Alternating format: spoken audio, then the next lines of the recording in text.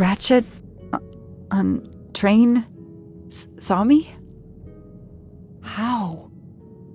Daisy.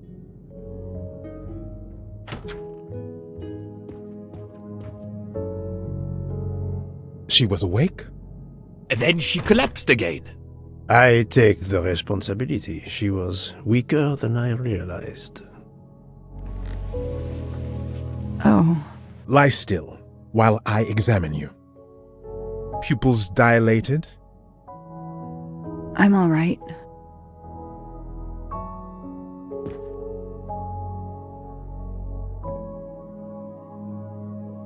You are far from all right. You have been heavily sedated. Your pulse is very weak.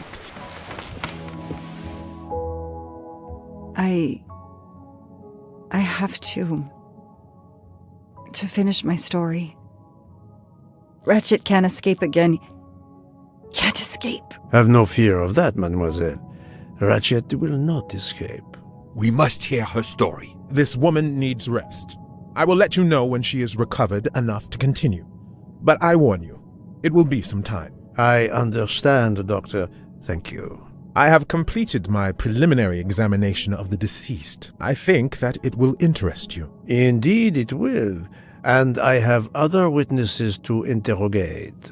You are right. Let's not put this poor woman in danger. There will be plenty of time for her to finish her story when she has recovered. By all means, tell me the results of your examination.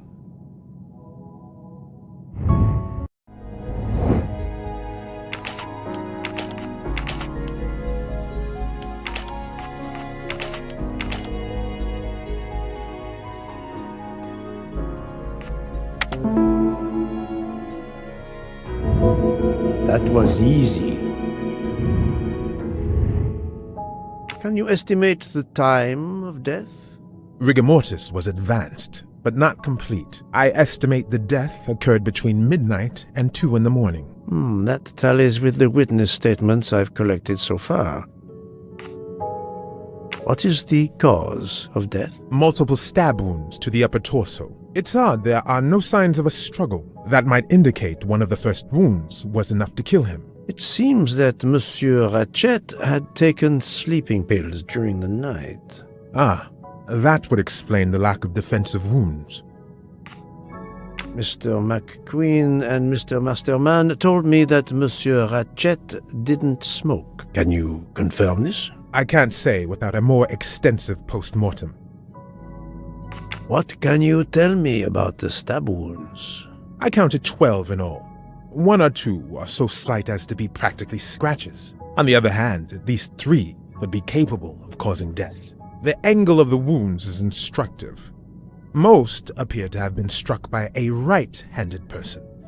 But you see, this one, under the right armpit, it's not a deadly blow given the depth, but a right-hander couldn't have done it. It was most certainly struck with the left hand. So, our murderer is left-handed. No, it is more difficult than that, is it not? As you say, Mr. Poirot, some of these other blows are just as obviously right-handed.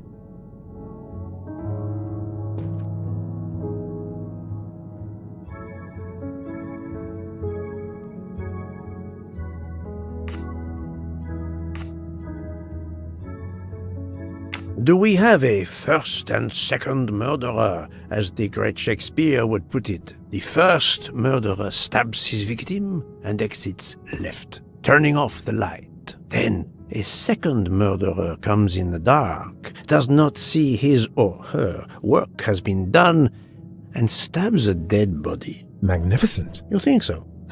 I'm glad. It sounds to me a little like nonsense. Thank you, Doctor.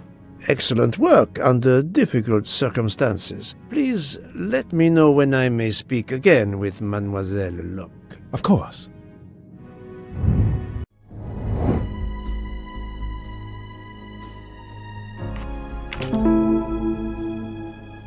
Yes, that's certainly a good place to start.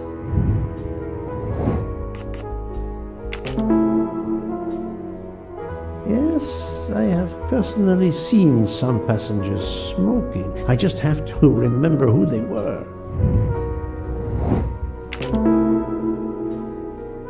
Yes, I suppose it's likely they will give me the list of who smokes what. I'm right again. That happens to me a lot.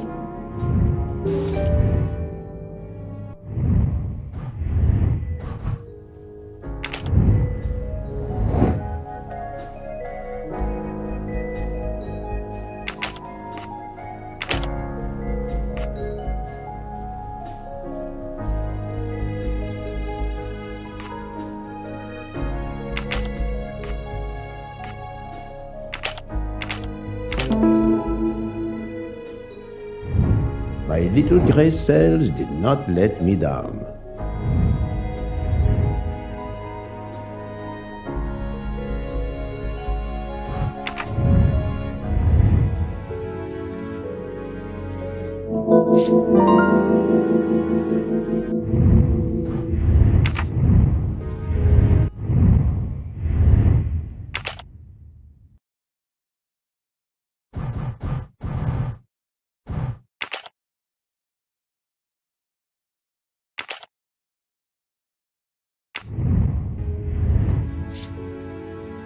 How is Mademoiselle Locke, Doctor? Her vital signs are improving, but she is still unconscious. I understand.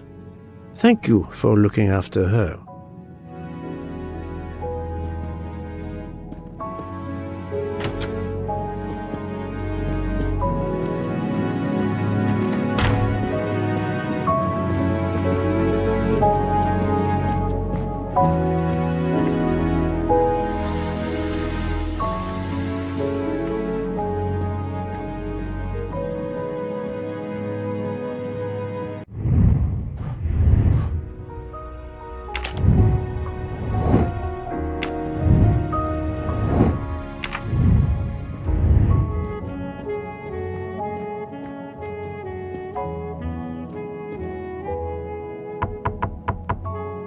Captain Arbuthnot, I beg your pardon, but could you answer a few questions for me? I'm grateful you found my ticket, Poirot, but now is not convenient.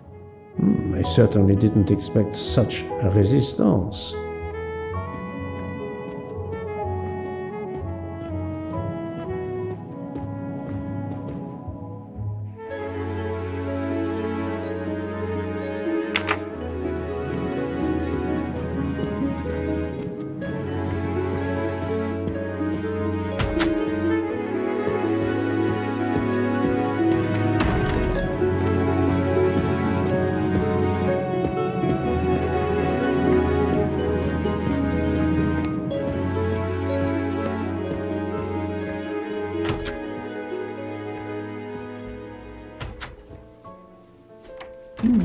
Most of the passengers pass by the bar during the day. They eat, drink, write. Maybe I can use this information for my investigation.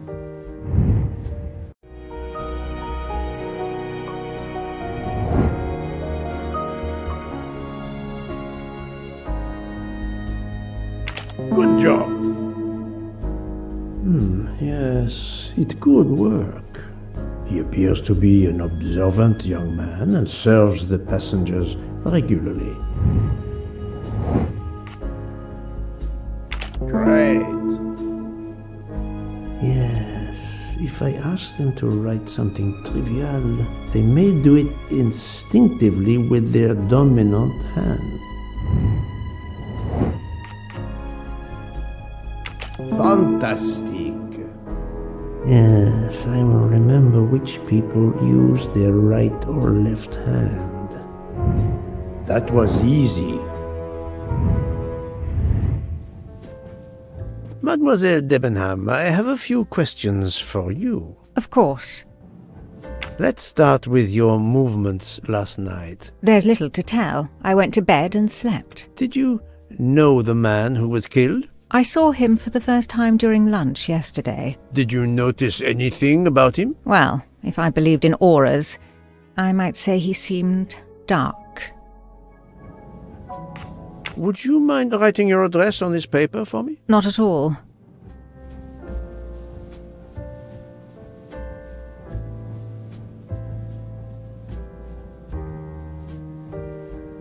That's it. Mademoiselle Debenham is right-handed. Do you recall what time Mademoiselle Olsen went to get some aspirin from Madame Hubbard? I remember glancing at the clock. She left our room just after 10:30 p.m. Was she away for a long time? About 5 minutes. That confirms what Madame Hubbard told me. Do you smoke by any chance? No, I never have. Do you own a scarlet nightgown? No, it isn't mine. Whose then? I don't know. What do you mean? You do not say, I have no such thing. You say, it isn't mine, meaning that you know who it belongs to, am I correct? Oh, I see. No. I woke up this morning about 5 a.m. with the feeling that the train had been standing still for a long time. I opened the door, and I saw someone in a scarlet kimono some way down the corridor. Her back was turned. It was impossible to see who it was. I understand. Thank you for your assistance, mademoiselle.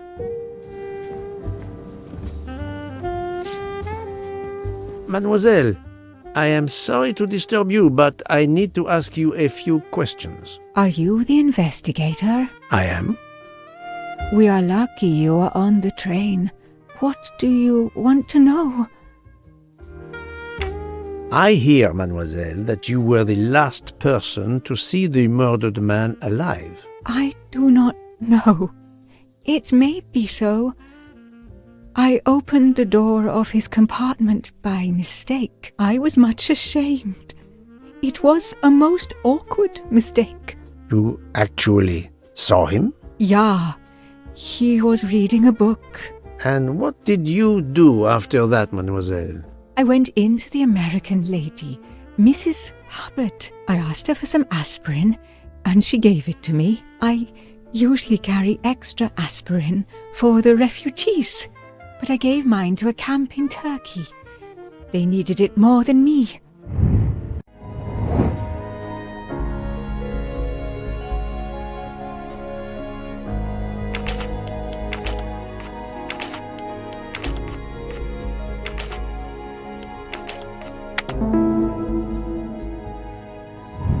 My little grey cells did not let me down. Did Mrs. Hubbard ask you whether the communicating door between her compartment and that of Monsieur Ratchet was bolted? Yes, And was it? yes. And after that, what did you do? After that, I went back to my compartment, took the aspirin, and lay down. That was around 10:50 p.m. Is there anyone else in your compartment? Yeah, a young English lady. Very nice, very amiable. After the train left Vinkovsky, did she leave the compartment? No, I am sure she did not. Why are you so sure, if you were asleep? I sleep very lightly. I am used to waking at a sound. I am sure that if she had come down from the berth above, I should have awakened. Did you yourself leave the compartment after that? Not until this morning. Do you have a scarlet silk kimono, mademoiselle? No, indeed. I have a good comfortable dressing gown of Jaeger material. Do you smoke, mademoiselle? No, I can't stand the smell of tobacco. Perhaps you will be so amiable as to write me down your address. With pleasure. Mademoiselle Olsen is indeed right-handed. This was a very interesting conversation, mademoiselle. I thank you. If you have any other questions, I'll be in my compartment. Good luck, Mr. Poirot.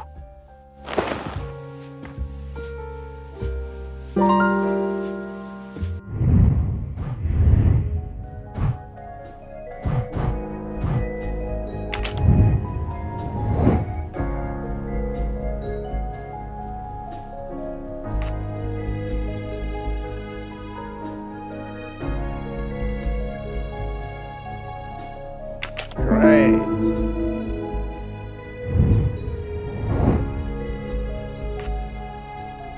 Fantastic. Et voilà.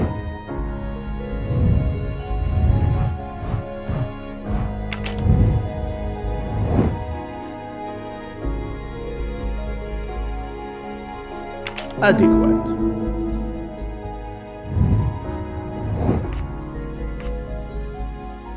Nice.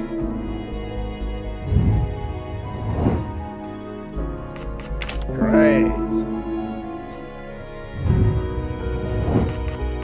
Yes. Et voilà.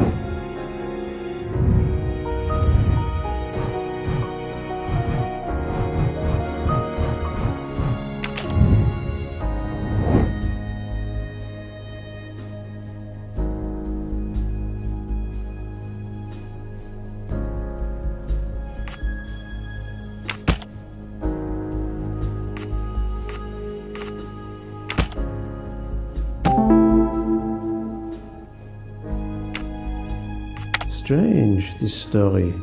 If Mademoiselle Olsen is such a light sleeper, why didn't she tell me about Mademoiselle Debenham getting out of bed? She even made a point to tell me the opposite. My little gray cells did not let me down.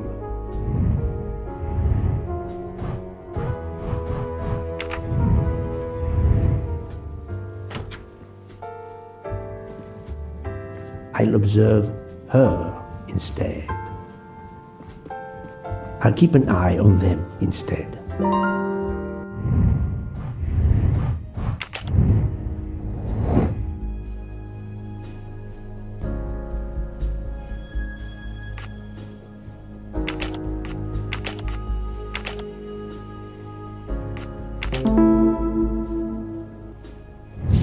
I'm right again. That happens to me a lot.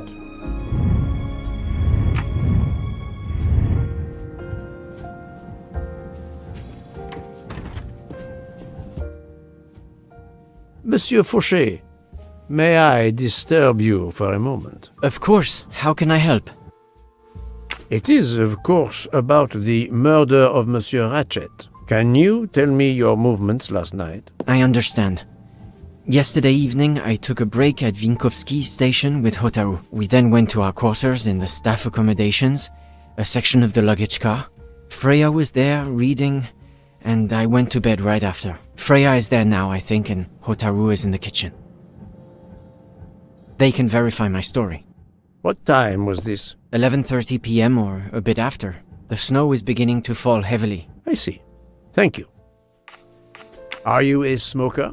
I'm trying to quit, but yes. I'm now down to just 1 pack of cigarettes a week. If you're looking for a heavy smoker, you should talk to Hotaru.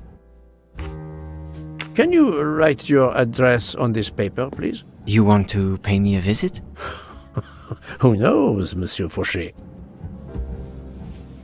He is right-handed, there can be no doubt. Thank you, Monsieur Fauchet. I'll come back to you if I have more questions.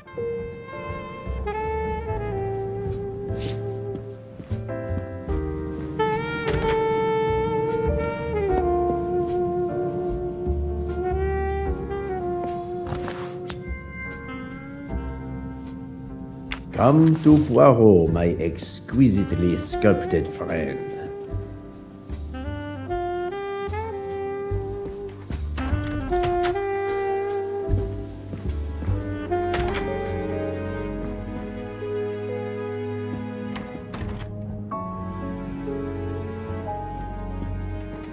So, Poirot, I hope you are progressing in your investigation. I have not finished yet, but it is progressing, yes. I still have many questions that must be answered. I will report to you as soon as I can.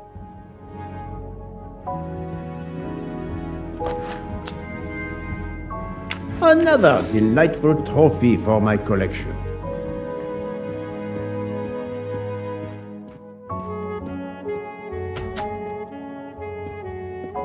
Ah, Monsieur Maury, would you have a few minutes to give me? I have some questions to ask you. Do I look like I can answer questions?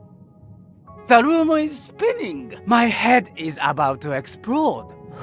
You were celebrating last night? Celebrating? when Freya always wins. What am I saying? If you want my answers to your questions to make sense, help me recover. You see there, the magnet on the fridge. That is my special recipe. I call it my day after survival tonic. If you could make me my special tonic, I might survive long enough to answer your questions. Jean knows the recipe very well. He can help you with the preparation. Very well, Monsieur Mori. If I must, I must. I will make you your day after survival tonic.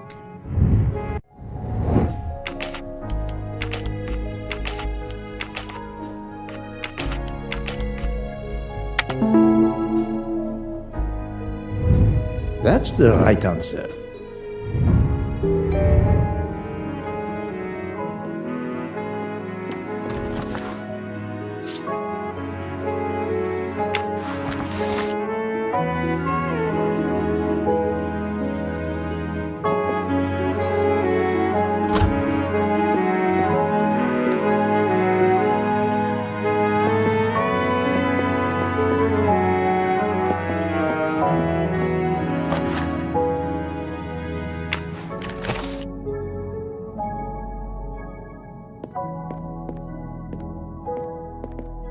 I can use this lemon squeezer to get juice if I find fruit.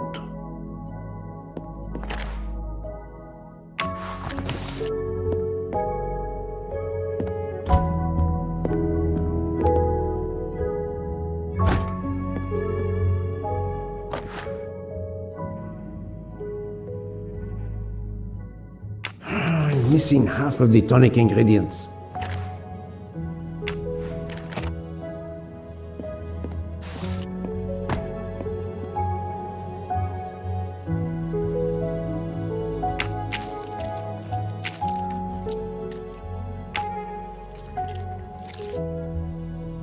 I have all the ingredients for Monsieur Mori's tonic. I have to go and see Monsieur Fauché so he can prepare it for me.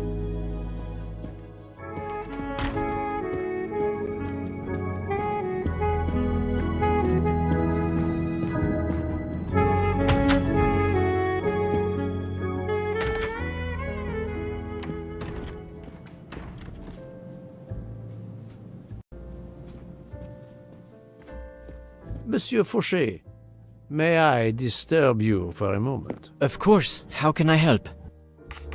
Monsieur Fauché, I need your help to prepare a cocktail. What is this phrase? This is music to my ears. What can I fix for you? A mojito? A gin and tonic? Or perhaps a martini? Shaken, not stirred? It's not for me, but for Monsieur Mori. Ah, his day after survival tonic. Unfortunately, I know it well. Here is everything that was listed on the magnet. Excellent! I can take it from here. Mr. Poirot, I'm uncertain about the lemon juice. Is it half a lemon or a full lemon for the recipe? Half a lemon. I can't remember if Hotaru prefers it with ginger or without. Do you remember? I can assure you that he will want the ginger.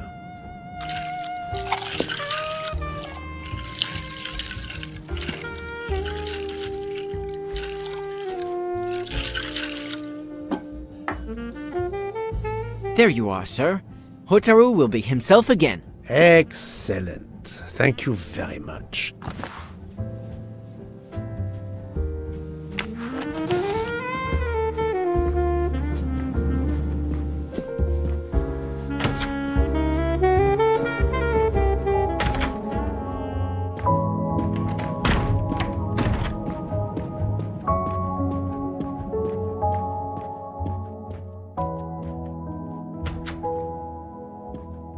Here you go, Mr. Mori.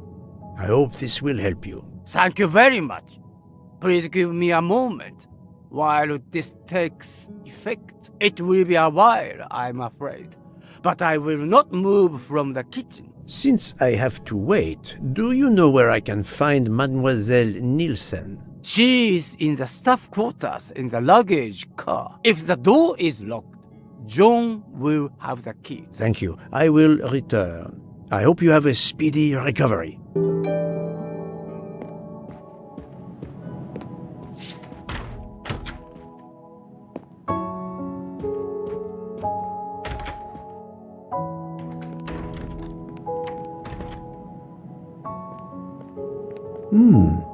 It's locked.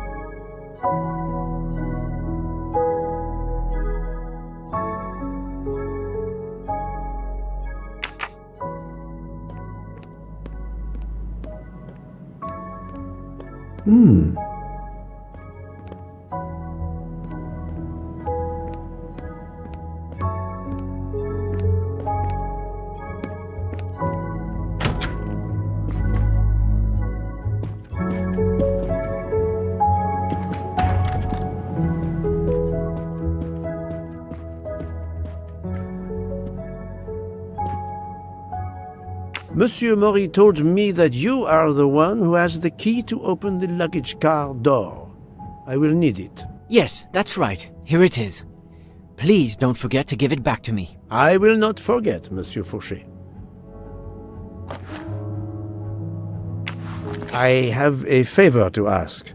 Could you visit the passengers who are in their rooms and explain there has been an error with their allergy and diet form? But Monsieur Poirot, I made no errors. Of course not. Call it a computer error. Yes, it is possible, but even if I can see this is part of your investigation, I do not understand it. I would ask that you observe which hand each passenger uses. Ah, you wish to know if they use the right or left hand when they write? That is my intention. I will take on this mission for you. Excellent.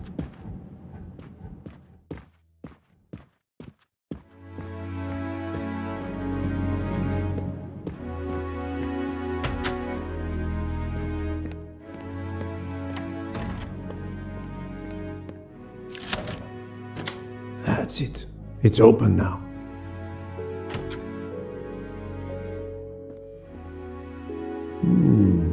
Empty rum bottles.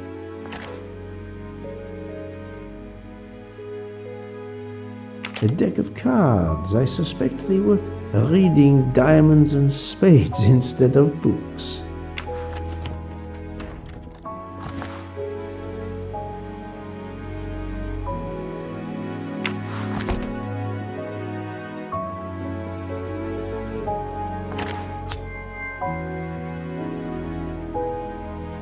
Haha! Golden moustache. Hello, Mademoiselle Nielsen. May I ask you a few questions?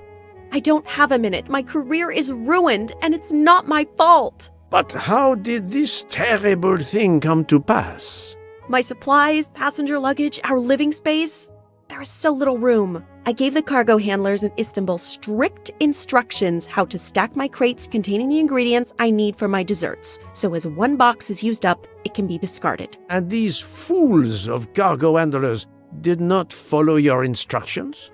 Ignored completely.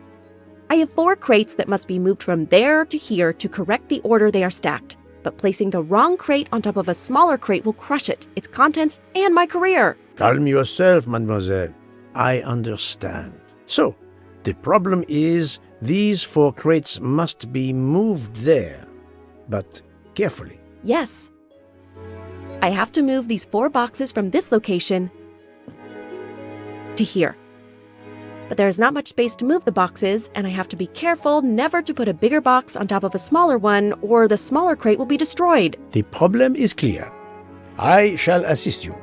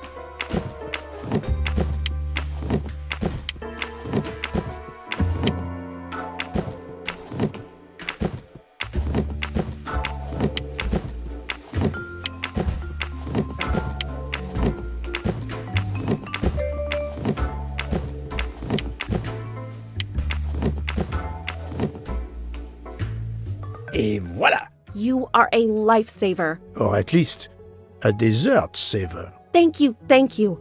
I will gladly answer your questions.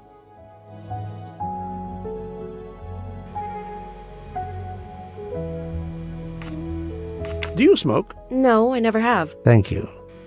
Would you mind writing your address on this paper? I'm asking everyone on the train for addresses, in case I need to contact them once they leave the train in Paris. I understand. Yes, that's it. Mademoiselle Niersen is right-handed. Can you tell me your movements of last night? Last night after dinner, I stayed in the kitchen until 12:15 a.m. Then I joined Jean and Hotaru in our quarters. Then all of us read quietly in our beds until we fell asleep. A very studious staff. However, Monsieur Maury doesn't seem to have followed the same literary pursuit as the others. And these rum bottles, do they have something to do with his hangover?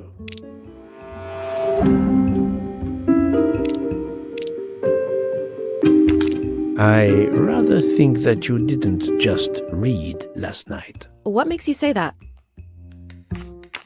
I spoke to Monsieur Maury. He seemed to be quite hung-over. He even asked me to make him his day-after tonic. He blurted out, "Freya always wins." Wins what? Looking around, it is clear you were gambling and drinking most of the night. You don't understand. It's late when we're off duty, but we need to unwind. And now there's been a murder? Yes, I admit it. We went overboard last night. But please don't tell Mr. Book. It's against regulations. We could all be fired. Mademoiselle, I realize your difficult jobs have been made more difficult. But as you say, there has been a murder. I must have the truth. Of course. I'm so sorry. It's not such a crime. I'll leave it there and check in with Monsieur Fauché. Thank you for your answers, Miss Nielsen. You're welcome.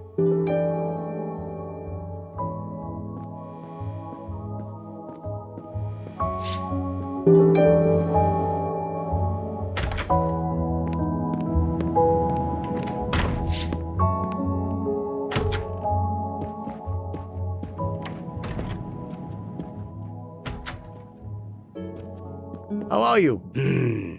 It's better. Thank you. Then may I ask you some questions? It will not take long. Quickly, please. I have hungry passengers to feed.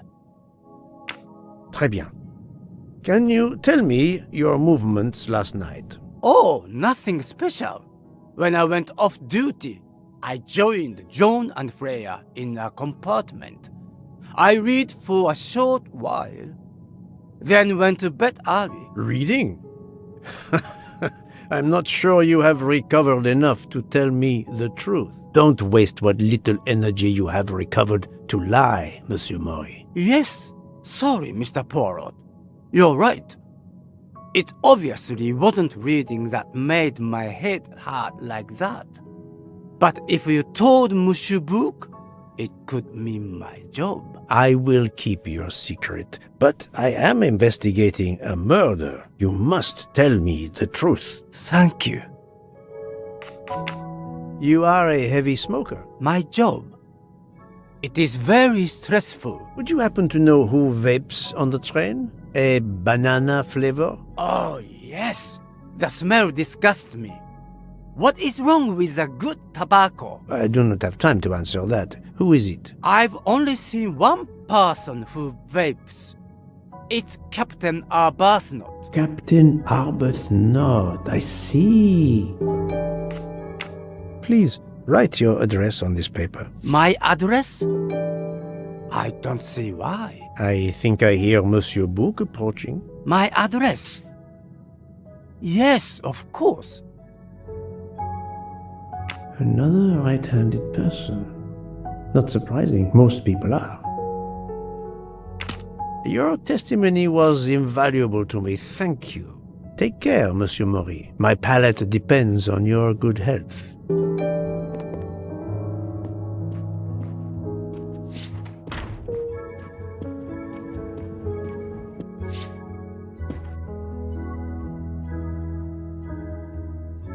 Here is your key. thank you very much. My pleasure. About the little favor I asked of you. Aha, but of course. I was able to get new allergy forms from guests who were in their compartments. Monsieur McQueen, Monsieur Masterman, Count and Countess Andreni, they are all right-handed. I also asked Princess Dragomirov, but she had her assistant, Madame Schmidt, sign for her. She is right-handed as well. You have exceeded my expectations. Well done. Thank you, Monsieur Fauché. I'll come back to you if I have more questions.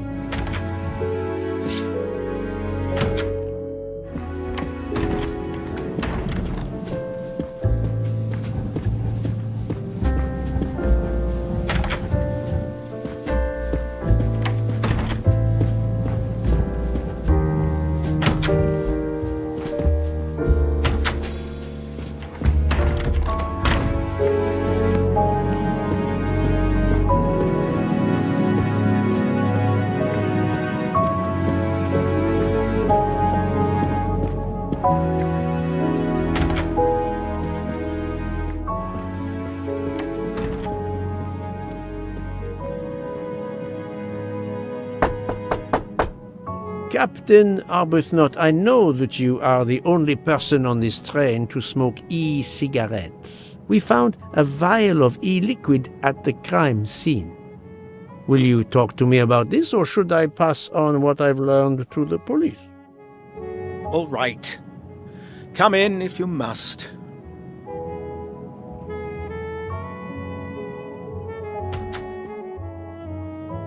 I have just a few questions for you. Very well.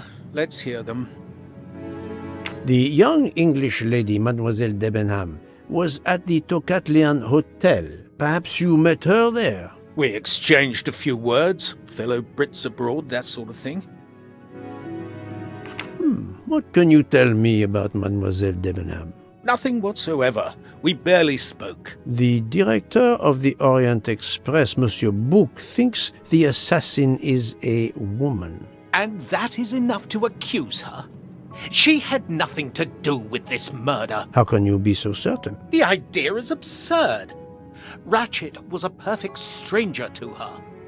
She'd never seen him before. Ah, did she tell you so? Well, yes, maybe she did. She may have commented once upon his somewhat unpleasant appearance. If a woman is concerned, as you seem to think, to my mind, without any evidence, I can assure you that Miss Debenham could not possibly be implicated. It is clear that the captain is defending Miss Debenham, a woman he supposedly doesn't know very well. What were you doing last night around 1:15? 1:15? I believe I was still talking to that young American fellow, Mr. McQueen, the secretary of the man who was killed. We were in his compartment. He was a friend or acquaintance of yours? No, I never saw him before this journey. We'd hit it off at dinner, and the conversation continued into the early hours. Until what time was that? Until 1:45 or so. Then I retired to my room and went to sleep. There is nothing you can recall last night that in any way struck you as suspicious? It's nothing. A mere detail. Allow me to be the judge. Well, before returning to my room, I went to the lounge car to get a glass of water. When I was passing through the first-class corridor, I noticed that the door, which is just after your room, 201, was not quite closed, and the person who was inside peered out in a furtive sort of way. Then he closed the door quickly. I know there's nothing in that, but it was the furtive way it was done that caught my attention. Struck me as a bit odd. I understand. Thank you for letting me know. Could you write down your address here, please? My address? If you insist. This man is right-handed.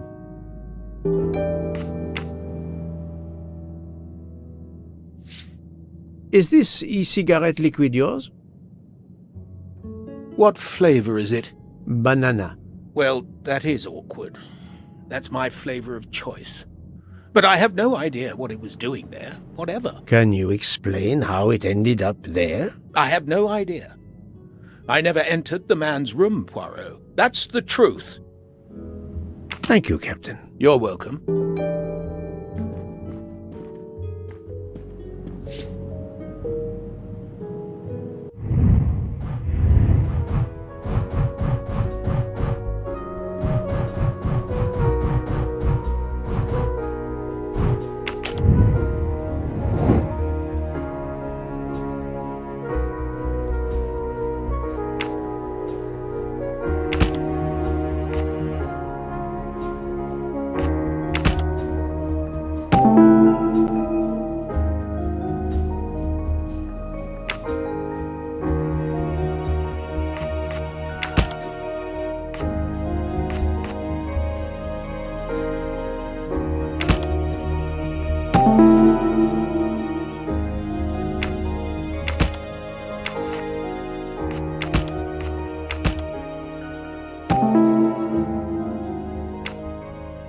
Captain Arbuthnot is the only passenger to smoke an e-cigarette. Even if this liquid in Ratchet's room is a solid clue, he has an alibi. I cannot accuse him without any other proof. That was easy.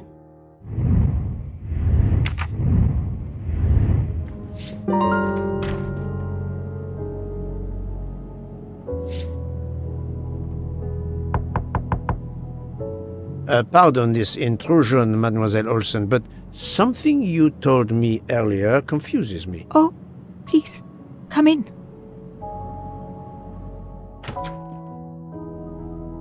How can you be sure Mademoiselle Debenham was in bed all night? As I told you, I am a very light sleeper. The slightest noise wakes me up. If Fraulein Debenham had gotten out of her bed, I would have heard her. I got up this morning around 8 a.m. She was sleeping soundly.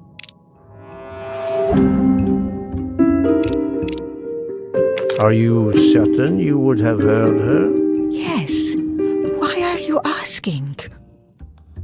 I spoke to Mademoiselle Debenham and she told me that she got up around 5 o'clock in the morning.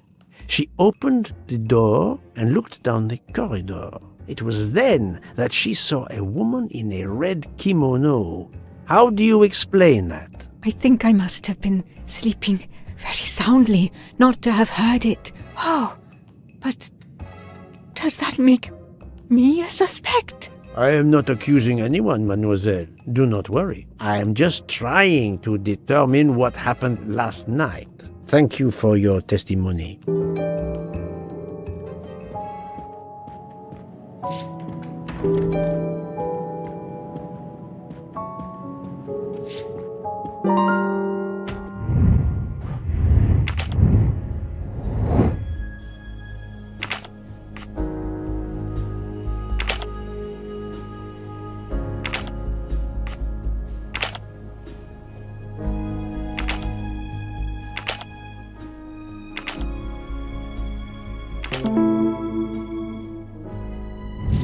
My little grey cells did not let me down.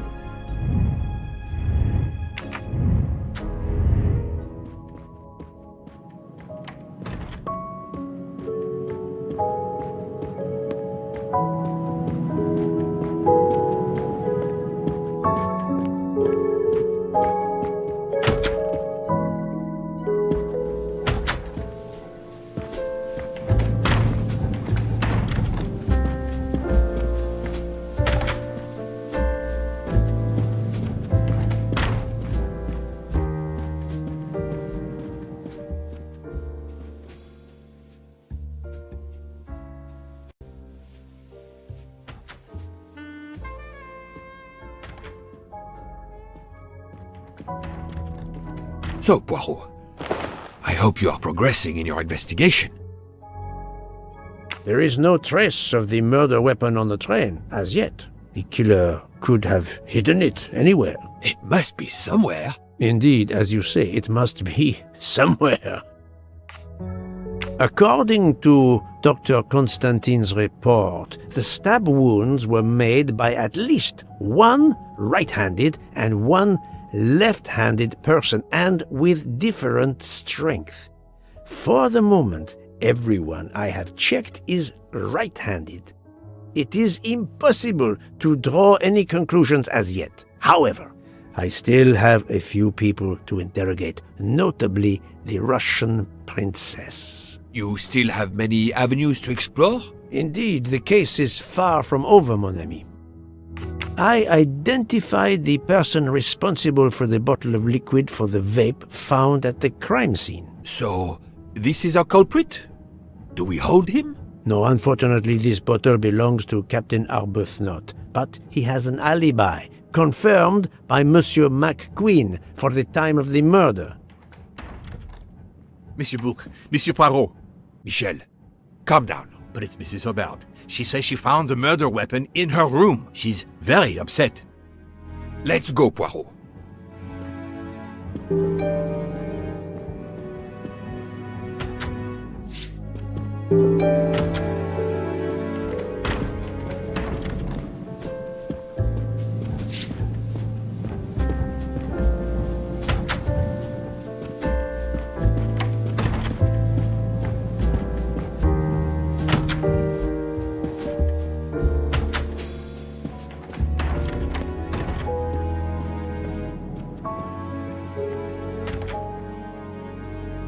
I demand to be allowed to leave this train! Madame, we are in the mountains, trapped in a snowdrift. Stating the obvious, there is a murderer among us. He had the audacity to hide his weapon in my room. Please, Madame Hubbard, take a deep breath and tell us what occurred. Where did you find the knife? I wanted to get a handkerchief from my purse, and when I opened it, I saw it! A bloody knife! Am I next to be murdered? I very much doubt the murderer would give you his weapon. What do you mean? Madame, he would have used it. Oh, I haven't! Did you touch the knife? Of course not! What a question! I will take that as a no.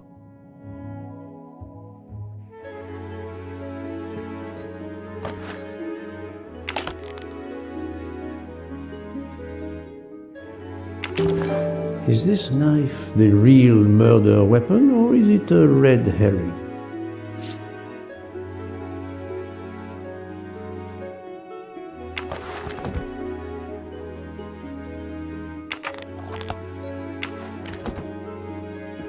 Mrs. Hubbard is distraught, Poirot.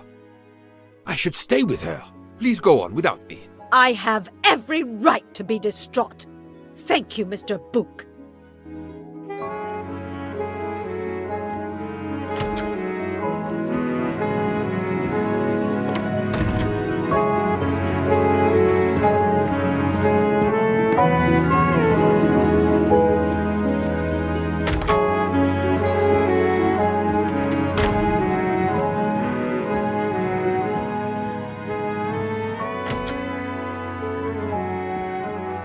Dr. Constantine, we may have found our murder weapon. We need to make certain. There is a pretty quick way to be sure.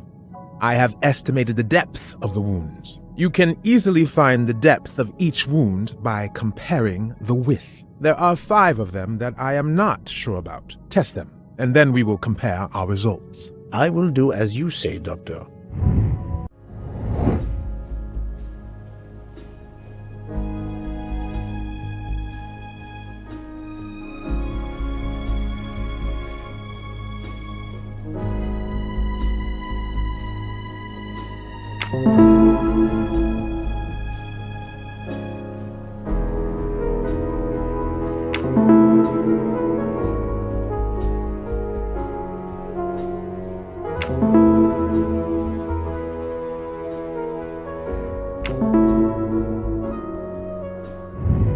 That was easy.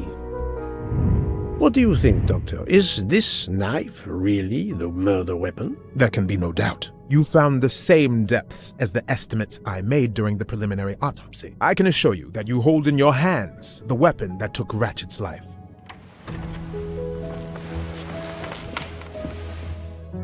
Thank you.